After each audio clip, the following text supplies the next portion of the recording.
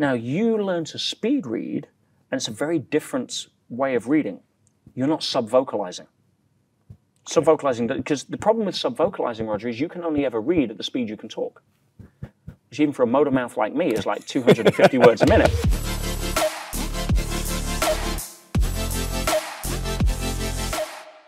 Let's talk about that. It's a good subject. Why would someone want to listen versus read? Because we were never taught to read properly in school. We were taught, in fact, there's a part in the book where I teach one of the classes in Pentonville how to speed read. Because speed reading is a really great skill to develop, but it really isn't speed reading, it's normal reading. What we've been taught is super slow reading, which is why people read to go to sleep, because their brain turns off.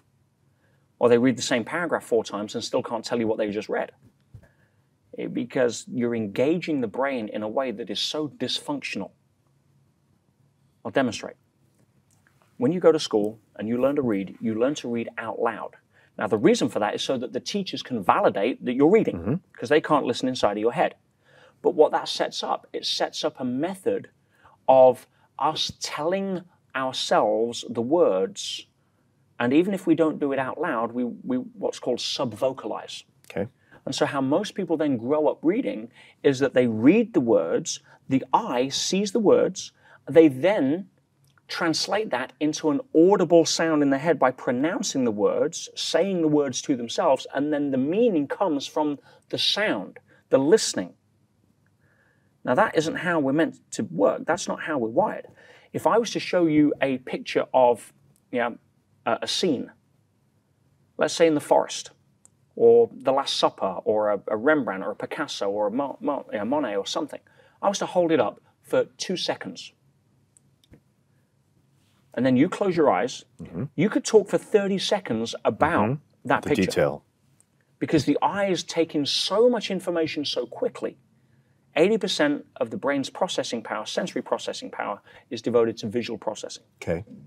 Whereas you take a dog or a canine, 80% smell, the olfactory sense. Sure.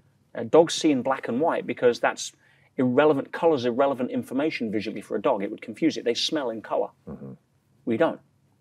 We see in color because that's how we process our data stream predominantly. So if I was to take Mozart's symphony, one of them, and compress that into 2 seconds and let you listen to it, what would you hear? Noise. Right. Right? Because we're not designed to listen in a compressed way. But visually, we can take information in so fast, so quickly, so much that your brain is processing millions of bits of information per second just when you're driving half asleep. It's still calculating so much visually coming in. Okay. Or dancing or what have you. So when we read, traditionally, here's what happens. The brain sees the words contrasted out of the page. It then searches for what that is as a sound, as a word. It recognizes the pattern. It then verbalizes, and it then gives the meaning to the sound. It's like a 3-step process. Is it any wonder you fall asleep reading at night? You wonder why people read when they get in bed to try to wind down, because it puts their brain to sleep because their brain's bored. It's like having a Ferrari and pushing it uphill to the shops. It's not how it's meant to be used. Right. Now, you learn to speed read, and it's a very different way of reading. You're not sub-vocalizing. Sub-vocalizing, because the problem with sub-vocalizing, Roger, is you can only ever read at the speed you can talk. Which even for a motor mouth like me is like 250 words a minute. Right.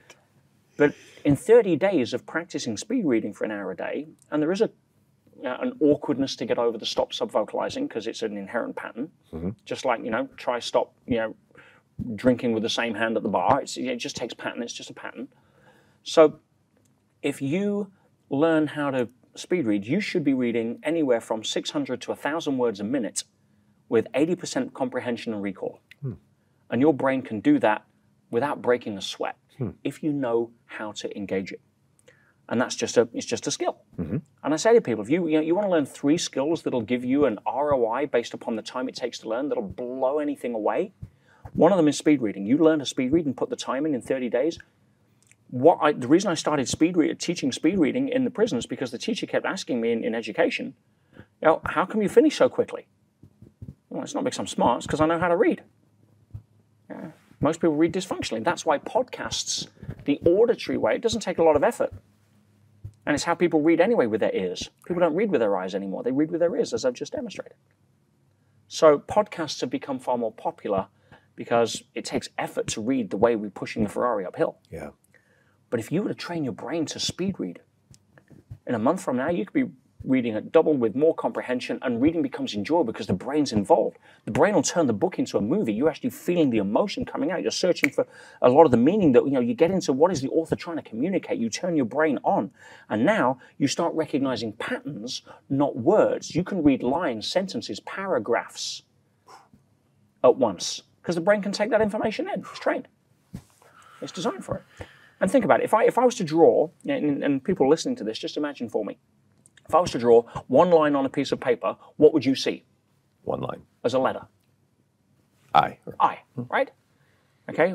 And now, if I was to put a W on one side, or no, forget that. If I was to take that straight line and turn it into a W by adding a diagonal half line, another diagonal half line, and then another line, you don't see 4 lines anymore, do you? You see one letter, which we call W. W.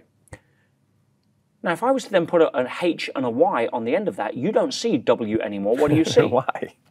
And now we've got multiple lines in different configuration, and you're not reading multiple lines, you're not even reading multiple letters, you're reading a word. Because the brain is trained to pick up that pattern. And that could be a 15-letter word. You still read it as fast. And that's why, because I've seen these tests where you may read a sentence or a paragraph, several of the letters are out of adjustment on purpose, but you're reading it. Right. So, wow. But instead of just reading a word individually and then having to sub-vocalize it to give it meaning or recognize it or validate it, you can do the same for sentences. Paragraph. It makes sense. Right? Sure. You're just not trained to do it because, depending on how much of a conspiracy theory you want to get into, the original impetus for school was not to teach the masses how to read because, a lot of the upper echelon didn't want the masses to be educated. Right.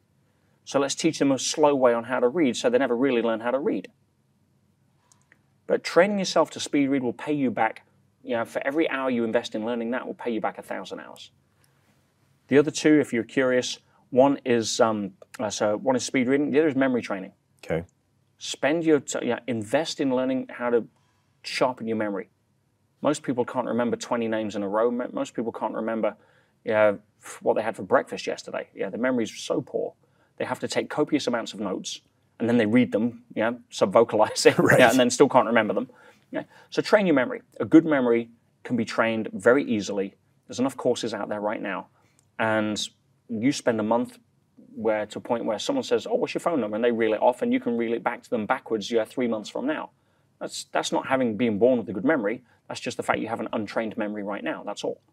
You're not born with poor muscles. That's why you're not an athlete. You have untrained muscles. That's why you're not an athlete. And then the third one, without a shadow of a doubt, is touch typing. We live in a world today where people don't use pens anymore. We use keyboards, and the amount of people I see still typing with 2 fingers, it's like tragic. Now, I don't know here in America, but in England certainly. Oh yeah, it's the same here. For the amount of time it would take, again, half an hour a day for a month, if you're not typing at 60, 70 words a minute while looking at somebody and having a conversation, just those 3 skills will transform your productivity and set you up to win in a way that most people will never get to because they just don't want to put the time in. And they don't take a lot to learn. It's cheap to learn, and you use those skills every single day. Well, thank you for passing that on. We always try to take something from every guest. We're obviously going to get a lot out of this episode, but those are 3 skills that everyone listening can apply to their lives and improve their lives.